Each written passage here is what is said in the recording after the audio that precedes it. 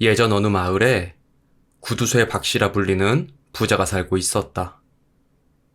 그가 왜 구두쇠라고 불렸냐면 누군가가 삼태기를 빌리러 집으로 오면 이보게 번거롭게 빌려가서 다시 갖다 줄 필요 없지 않은가?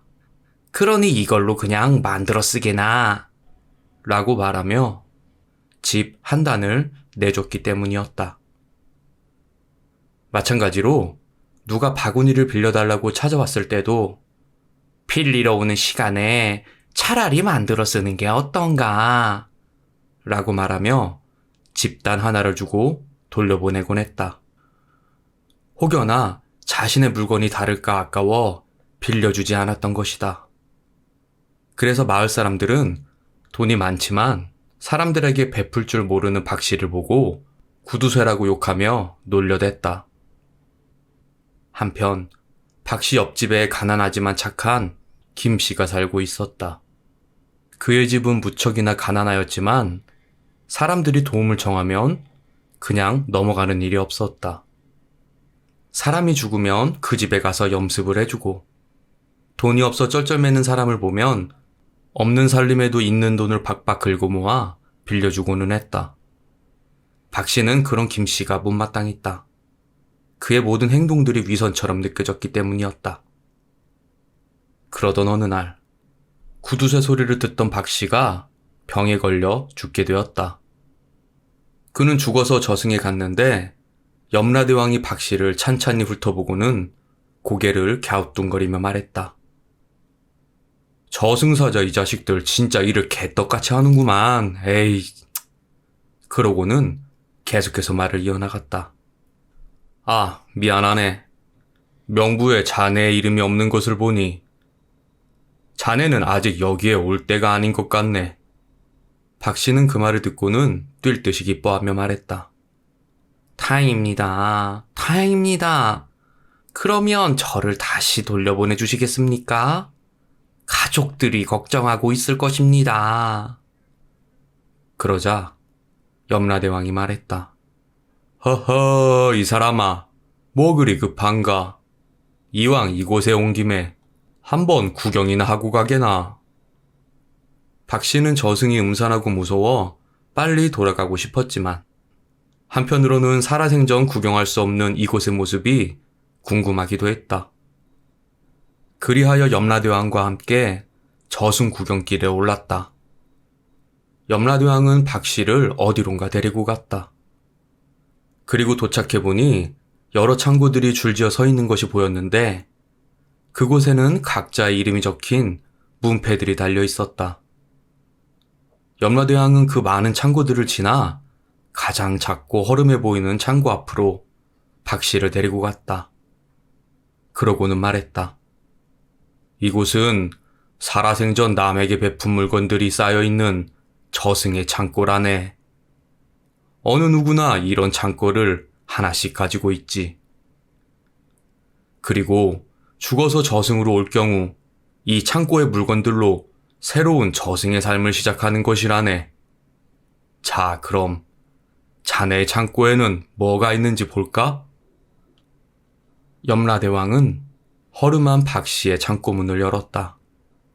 문을 열자 창고 가운데 집단 몇 개가 덩그러니 놓여 있는 것이 보였다. 그리고 그것 이외에는 아무것도 보이지 않았다. 염라대왕은 당황해하며 말했다. 아무리 베푼 게 없다고 해도 어떻게 집단 몇 개만 있을 수가 있지? 뭔가 잘못된 것 같은데. 그렇게 말하며 명부를 뒤져보던 염라대왕은 껄껄껄 웃으며 말했다.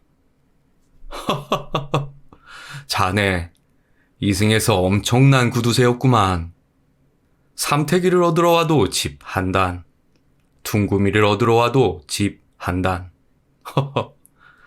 딱히 나쁜 짓은 하지 않아서 지옥으로 가지는 않겠네만.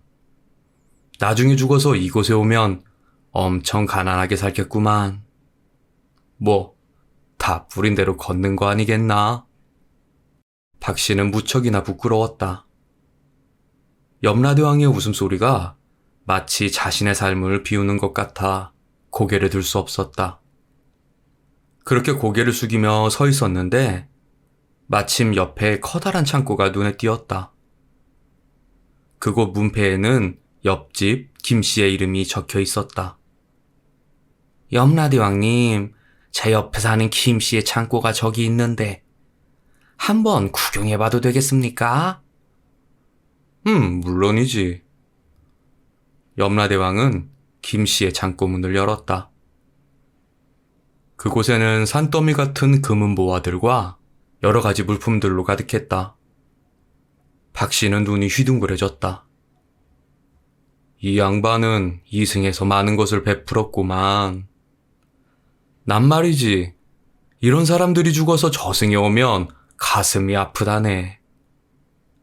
왜냐하면 착한 사람들이 오래 살면 오래 살수록 많은 사람들에게 도움이 되니까 말이야. 반면 자네는, 앞으로 자네와 다시 만날 날을 확수구대하며 기다리겠네. 박 씨는 찬란하게 빛나는 금은 보화들을 멍하니 바라보고 있었다. 그러고는 눈이 부셨는지 잠시 눈을 감았다 떴는데 찬란한 금은 보화들은 어디 가고 방 안의 천장이 눈에 들어왔다. 주위에는 마누라와 아들 녀석이 있었는데 이미 죽은 줄 알았던 박 씨가 눈을 뜨자 기쁨의 눈물을 흘리며 말했다. 여보, 다시 깨어나셨군요. 진짜 죽은 줄 알았습니다. 아버지, 진짜 돌아가시는 줄 알았습니다. 아이고, 천지신명님 감사합니다. 감사합니다. 그렇게 사랑하는 가족들의 얼굴을 보면서 박 씨도 눈물을 흘렸다. 그 후로 박 씨는 저승에서 본 것을 생각하며 지금처럼 살지는 않겠다고 다짐했다. 그리하여 밥 굶는 사람들에게 밥도 해주고 돈을 빌리러 온 사람들에게 기한과 이자 없이 돈을 선뜻 내주었다. 완전히 달라진 박 씨의 모습을 보며 마을 사람들은 진짜 박 씨가 죽고 다른 영혼이 들어와서 지금처럼 변했다고 수군거렸다.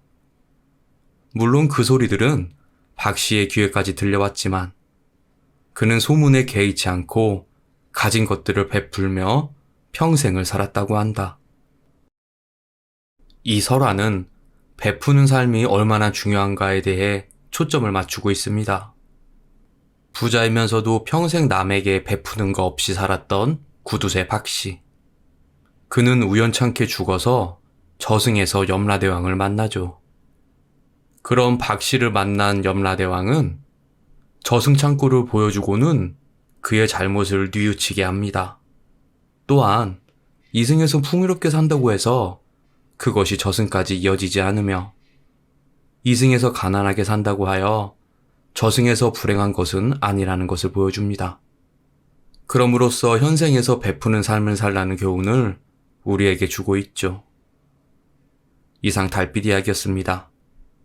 항상 행복하세요. 감사합니다.